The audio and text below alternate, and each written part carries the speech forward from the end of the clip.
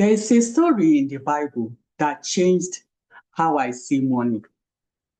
It's not about greed or getting rich quick.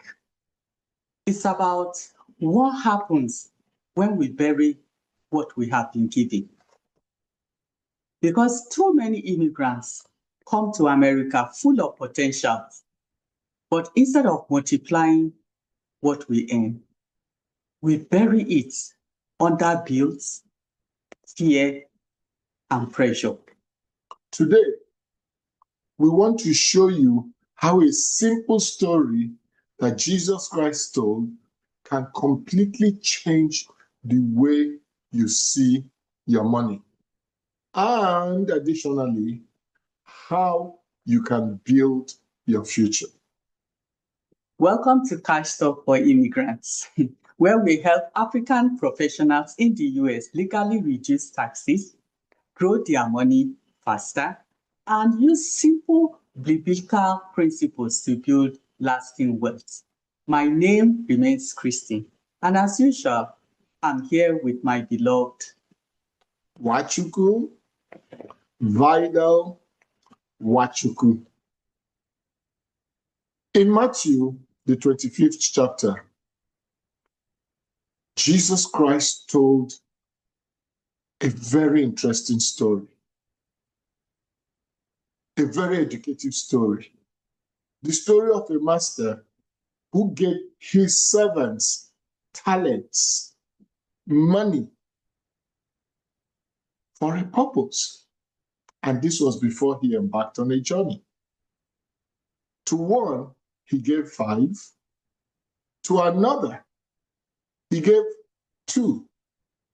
Yet to a third one, he gave 1. Knowing their abilities, he gave them according to each person's known ability to him. Exactly.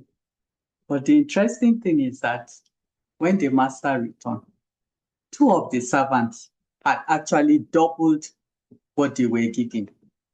But the third one buried his talent in the ground. Why? Because he said he was afraid. So when the master came back, of course, he asked them to render account. And then to that one that buried his talent, what did he say? You wicked and lazy servant. Not because the person lost his money, no. But because he didn't multiply what he had like the other 2 had done. So, you listening to me today, if you are not multiplying what has been committed into your hands, I'm sorry to tell you, but consider yourself a wicked and lazy person. Mm-hmm. That is what your Bible says, not me. My hands are innocent. And that story actually reminds me of a man we once heard about. Let's call him Obi. So Obi came to America when he was in his late 30s and he was full of dreams. He worked overtime as usual, which is what most of us do. Sent money home faithfully and always said, oh, when I make it big, I will start saving for myself. One day, a friend shared a plan with him that could help him grow and protect his money at the same time. But Obi laughed and said, abeg, I have too many responsibilities, like thinking of the projects he had back home, how he was even building a home back home. And he just told the friend, maybe later. But years passed. Now, I'm sure you can put yourself in that story. In Obi's case, there came an illness, a bad one that made it impossible for him to work again. And as usual, when money is not coming in, the bills started piling up. Because he had nothing growing for him. He had no plan, no backup, nothing. He had not sown anything that was growing. He watched everything he had labored for slip away from him. If only he had taken a portion of his earnings and put it in a growth bucket in this country, not back home in Africa. If only he had a plan that multiplies, protects, and provides when life hits. You know what? He could have had money for his care, and above all, peace for his family. Mm-hmm. The truth is, God has already given us the power to make wealth. And the wealth is not just for us to survive, but to multiply, as we saw in the parable of the talents. He expects us to use wisdom, discipline, and action to make what he has placed in our hands grow, so that we can thrive and not live this life of struggling every day, living paycheck to paycheck. And then on top of that, we can help other people and then leave a legacy when we are no longer around. And Jesus called it wickedness and laziness when we bury our blessings, when we hide what we have earned instead of putting it to work for us so that it can yield more. You see, the truth is that wealth, money, isn't just for comfort. It's for thriving. It's for assisting others also. And above all, leaving a legacy that speaks long after we are gone. What will you be remembered for? Ask yourself. Many immigrants in this country, without realizing it, actually behave like that third servant. They bury their talents, putting money in checking accounts that don't grow anything, or in brick and mortar saving accounts that give you 0.01%. Or they are sending everything back home to build those elephant projects that yield little or nothing. On the other hand, they also avoid the opportunities that are here out of fear of starting something new. Exactly. But God's plan is that of multiplication, not maintenance. You're not here to be maintaining things. He expects us to grow what we have, what he has committed into our hands, so that through us, his abundance can reach so many others around us. And interestingly, some people will say, just like Obi, let me wait till I earn more. Exactly. Or, you know what, I have more important projects for now. But the truth is that time waits for no man. And just like that servant, who made excuses why he did not use his master's talent, why he did not multiply it, we also many of us end up having nothing to show for the years of labor in this country. Exactly.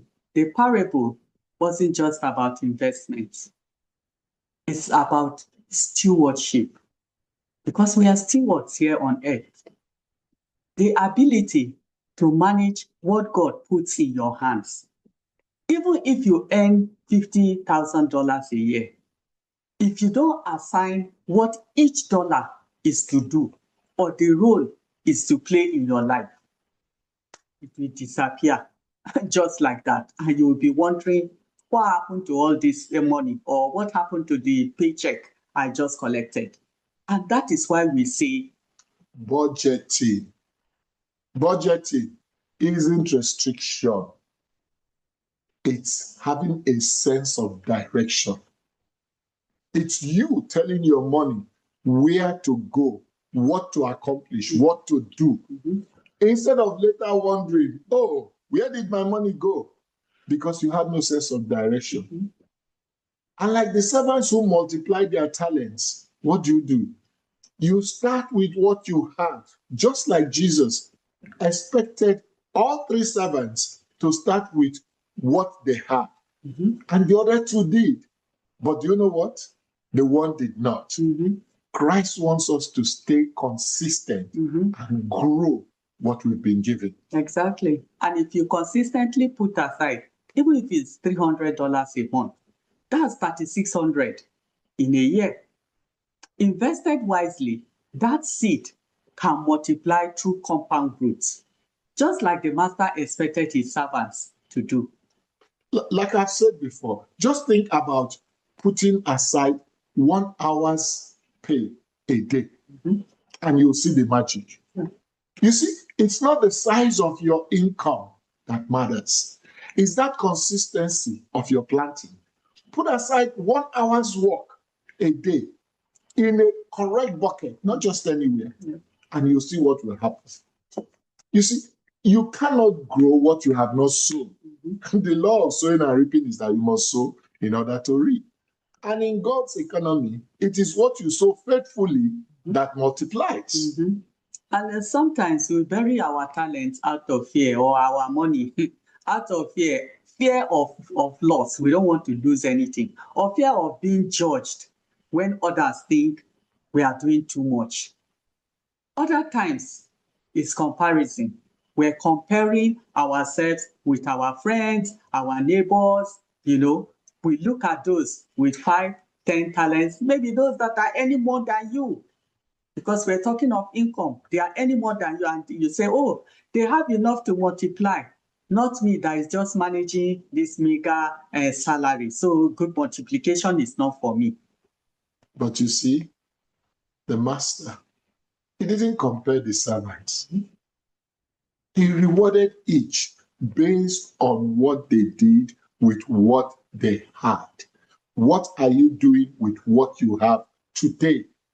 Forget about other people. Stop waiting to acquire more or have more. Start where you are with your 1 or your 2 or your 5 talents, and do what? Make that multiply. But above all, I beg you, don't bury your talent. Plant it, sow it. Many of us came to the US thinking this is the land of opportunity. Which it is. Yeah. It Land is. flowing with milk and honey. But here is the truth. Opportunity remains a seed that only becomes fruit when it is planted.